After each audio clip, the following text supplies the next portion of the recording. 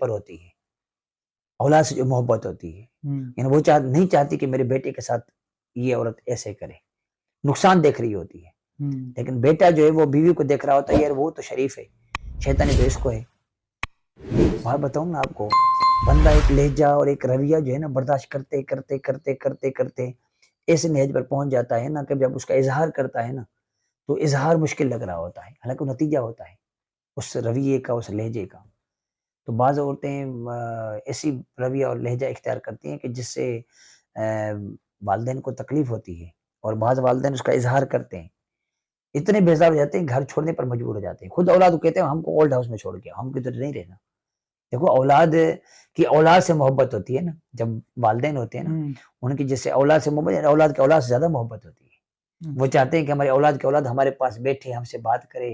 ان کے بچوں والی طبیعت ہو جاتی ہے نا، وہ یہ چاہتے ہیں. اور ان کے جو